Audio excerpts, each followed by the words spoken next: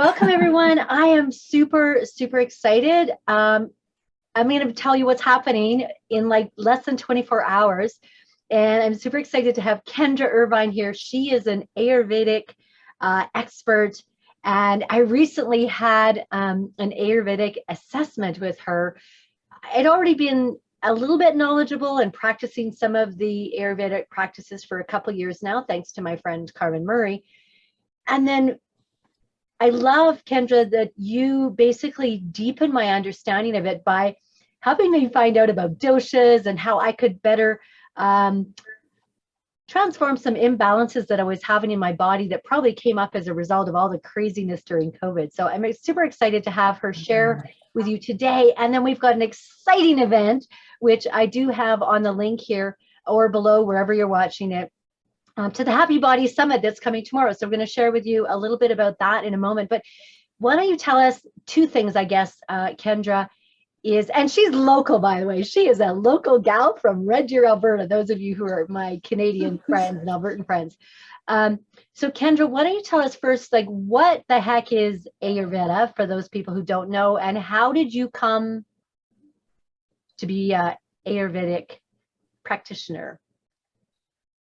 Well, first of all, thank you, Vireo, for having me on this live stream, and I'd love to answer your questions.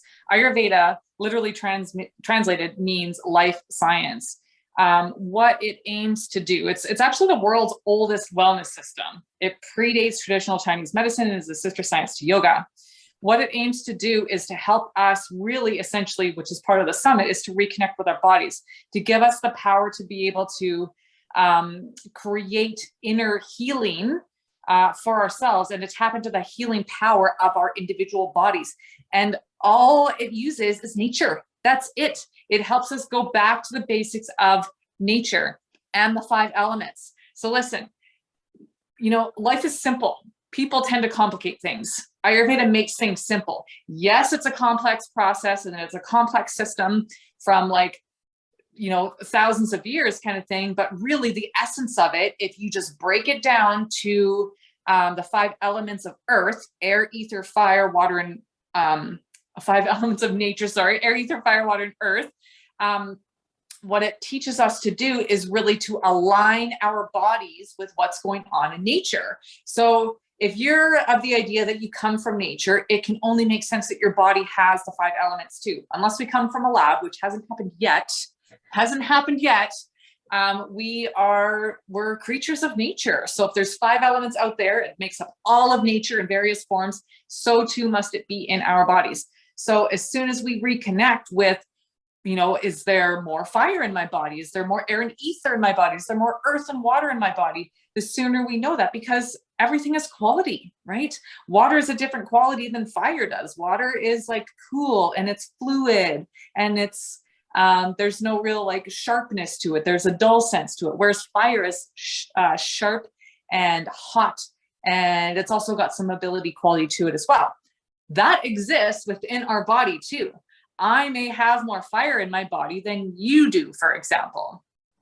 And so what having that clarity does in terms of our body types, and you mentioned the word dosha, there are 3, Vata, Pitta, and Kapha, gives us the information we need essentially to move forward to create a plan for healing simply by using the opposite qualities of nature. So if anyone out there has heard of like attracts like, well, so too, in nature, we also have an opposite. So for an east, there's a west, for north, there's the south, dark, there's a light. Same thing in Ayurveda. So if we have more sharp qualities, for example, in our bodies, and we gravitate more towards that, we get an abundance, or what we call an imbalance that happens within the environment. So we get things like inflammation, or we become critical. We get infections as a result of that increased sharpness and that fire. So because it has an opposite, fire is sharp, hot, and mobile. What are the opposites of that? I mean, you can answer if you want. That would be soft, cooler, and more stable and still. Exactly, right? So when we are seeking out what we call homeostasis, if you want to nerd out a little bit, that idea of balance and harmony within the body, that balance is created by pairing it with its opposite. So if we have too much hot, sharp, and mobile, we need to bring in more cool, dull, and stagnant qualities. And that brings us to our center. And that's how it's done. That's why it's simple. Beautiful. I love it. I love it. I would love to know, for those of you who are listening, whether you're watching this live or watching it later, just out of curiosity, just looking at the elements, you don't have to know all the Ayurvedic name for the doshas, but what element do you think you have more of right now in your, perhaps in your body, in your life? I know for a while, after my assessment with you, Kendra, I had a better sense that, you know, I did start to have too much of the air element, right? Sort of the with all of that. So, The vata. The vata, yeah. And so, you know, we worked with my doshas, because I have dual doshas, which we won't go into, but I worked with how can I bring more of that earth energy into my life right now, which is great, which I do have in general, but some things have thrown that out of balance. So I'd love to know, those of you who are watching, you know, what do you think is one that maybe you have a lot of, and maybe one that you either have too much or not enough of? Just curious with that, with the earth, air, fire, water, ether. If you just feel into the sense of those elements. So can you tell us, like, what inspired you to learn about Ayurveda? Yes, you did ask that question. I realized I didn't answer it. So I think there was, you know, they say like when the student is ready, the teacher appears. Well, I think this was one of those cases. Call it like a divine calling, if you will. I think everything that happens in our lives is a series of things that lead us to our purpose and help us to really create this sense of consciousness. And so nothing that has happened up until this point, I'll be 42 this year, has been an accident. It's really been leading me and guiding me in the right direction for my own good. So, so that, you know, I can go back as far as 6 years old if you want. But let's just say when I was working as a kinesiologist, I was treating a body part. I would treat a back, or I would treat a shoulder, or we would treat fingers, for example. And at one point I was just like, but this person is more than just a back injury. They're more than just a shoulder injury. And so that got me a little bit curious. I started zooming out. I was like, well, let's look at the big picture of what's going on. What led up to that? What is the root cause? Because we have a tendency as a society to treat things with band-aid solutions, to actually go with a signs and symptoms approach, as opposed to what is actually causing this. And so I got curious about that, and I'm always, you know, out for the pursuit of truth, essentially. And so it ultimately led me to, you know, some things I didn't love to discover about myself, but was necessary, because truth ultimately leads you to your freedom. In that process, I became a wellness coach because I wanted to look at the big picture. And it was through wellness coaching that I found Ayurveda. It was actually through a book project. And as I came across this book called Perfect Health by Deepak Chopra, took my Ayurveda doshic test, and I was like, oh, this is so fascinating. Why don't so many more people know about this? Like, everybody needs to know about this. And it's that moment, I remember exactly when it happened, that shifted the course for me. And so I just started to dig deeper, because I was curious. I had to know more. So I read the books. I went to India. I went to a summer intensive one year as well with the Lord who brought Ayurveda to the West. I was hooked. I knew it was something for me. And you know, something curious that happened to me while I was in India, Vireo. I was riding back to the ashram one night in a rickshaw, and I see this building, and on this building it said Yoga Kendra. And I'm like, why is my name on the side of that building? And so I go back and I look it up, and in Hindi, Kendra means center. And it's interesting because my name is also Gaelic, so it also means woman of knowledge.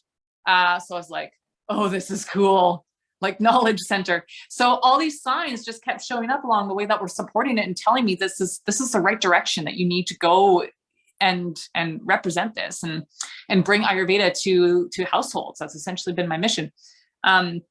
So that was well over 7 years ago, and I have not looked back. There's been no other system in the 23 years that I've been in the wellness industry that have impacted me as significantly as Ayurveda in a positive way.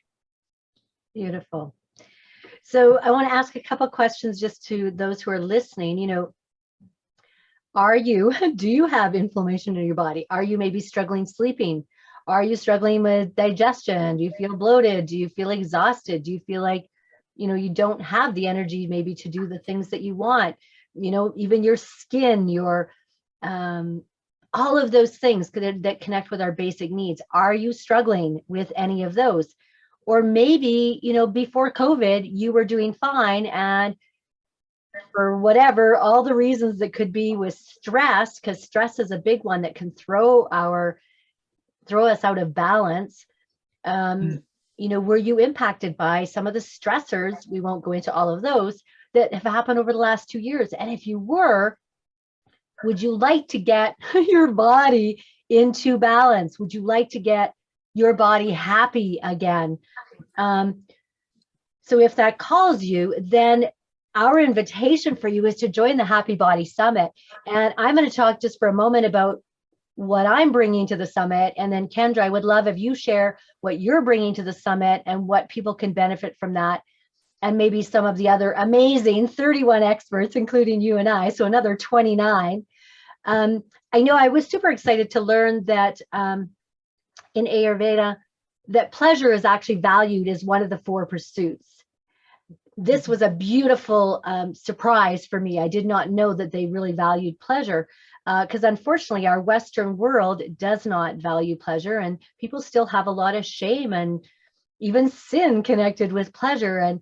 And so I'm super excited to be bringing pleasure in terms of our body to the summit. And I will be walking you through 7 steps of belief or patterning that will allow you to transform some of that shame and those limiting beliefs that keep you, especially with maybe judgment around your body image, shame around body. And I'll be inviting, it might be you, Kendra, you'll let me know, you or one other person who will actually be part of the live demonstration, and everybody else, you'll get a real group live. This is a full-on participation. I've been using this skill with women for over 5 years now, and in group settings and private one-on-one settings. And we have transformed shame, especially around our bodies and sexuality. And there's something magical that happens when we do it collectively, because we realize, not only as women, but men, that a lot of the things that we're struggling with are actually, we're not alone in it. It's a very unconscious beliefs that we've gotten culturally and through religion and just being part of our Western world that has, pleasure has really has been a taboo for a long time. So I will. Oh, you know what? Yeah. I had to jump in there because as soon as you said that, there's actually, Dwayne's going to come on and talk about that sort of from the male perspective as well. So many people that think this is like, oh, this is like a summit for women. It's not. It's for people and it's for humans. So he will talk about that from that sort of perspective as well. So I think it's crucial to have it from the feminine energy and to bring people on and actually make it a visceral experience like what you're doing, but also be able to bring in some more dudes to summits. Cause I think guys think that it's all just for women, when in fact, like last time I checked, men need wellness too. So this is great. So I just thought I would jump right in there and then let you get back to it. Yeah, no, I'm super excited that we will have not only men as participants, but men as facilitators on the summit as well. So yeah, we'll be able to transform body image shame. And I think, my experience has been 99% of the people who come into my life, whether they're working with me or friends, we all have body issue stuff, all of us, so you'll be able to transform some shame or some belief you've got around body image and move towards really just accepting your body, the way it is, that it's this beautiful divine gift, and that is actually a gateway to pleasure for you. So that's one of the things that I'll be bringing in, a whole bunch of amazing gifts. And so Kendra, do you want to tell a little bit about what you will be bringing, and then maybe some of the other speakers, in addition to the gentleman who will be talking about pleasure as well for the masculine. Yeah. So, I mean, first of all, so I'll be holding the space and the container for all that to happen. And this summit, we actually brought in terms of bringing in a little bit more of the Eastern approach to things. We have 12 yogis and Vedas. And Vedas is or Vedya is a practitioner of Ayurveda. You can say it other way. So that you can have more of those resources and understand that it really is this idea of working integratively with the system, which is really a system of lifestyle, essentially. Like, it's not religion or anything like that. It works with all of our different things that we already have going on in our life. So if we've got a program that we're on or whatever, Ayurveda works with that. If you want to just adopt it whole, it works with that as well. So when I go on and I talk on Thursday, I'm really going to introduce this concept of eating, sleeping, and getting better energy for your body type. So whether you're more air and ether dominant, which is Vata moves things, whether you're more fire dominant, which is Pitta, or whether you're more earth and water dominant, which is Kapha, we're going to get the ball rolling for that as well. So if we mention things like, you mentioned stress. So everything has qualities, right? So stress is actually something that, like, what is it? What is it exactly? What is the truth about stress? And stress moves things. So what moves things?